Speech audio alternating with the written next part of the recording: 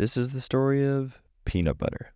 On average, America consumes 700 million pounds of peanut butter each year. In comparison, that's the equivalent of 3 cargo ships, 58,000 elephants, or 800,000 pianos. It's safe to say that peanut butter has spread its way through American culture.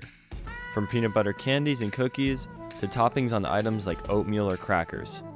Not to mention the classic peanut butter and jelly sandwich. By the way, most Americans consume around 3,000 PB&J sandwiches in their lifetime. This begs the question, how did peanut butter become so popular in the US, and who invented it? First, let's focus on the peanut itself. It originated in South America in 6500 BC. Conquistadors brought it back to Europe. Europeans brought it to their colonies, where it grew very well and became popular with slaves. Peanuts either arrived in the US via the slave trade or through Latin America. In the States, the peanut hit its first wave of popularity during the Civil War.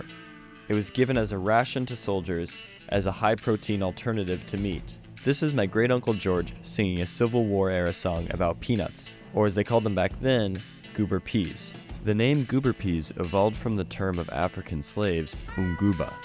Sitting with my partners underneath the trees. Goodness, how delicious, eating goober peas.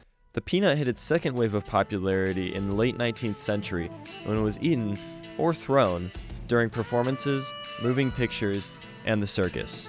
That's where the saying, "That's enough from the peanut gallery," came from. The peanut had found its place with the American public. So, how was peanut butter invented, and what drove its popularity? Let's take a look at the key players. First, there are the Incas. Second, from Quebec, the pharmacist Marcellus Gilmore Edson. Third, a botanist at Tuskegee University, the so-called Peanut Man, George Washington Carver. Fourth, from Battle Creek, Michigan, John Harvey Kellogg, the creator of Kellogg's cereals. Finally, from Howard County, Maryland, the Lane brothers. Let's go over these contenders. There's evidence from the logs of conquistadors that the Incas ground up their peanuts into a paste. However, it is far from the commercial peanut butter we eat today. Marcellus Gilmore Edson got the first patent for a peanut candy in 1884, where he roasted and ground up peanuts at high temperatures. When it cooled, it had the consistency of a butter. He never sold it commercially, and it was different from modern peanut butter. Contrary to popular belief, the Peanut Man, no, not that guy.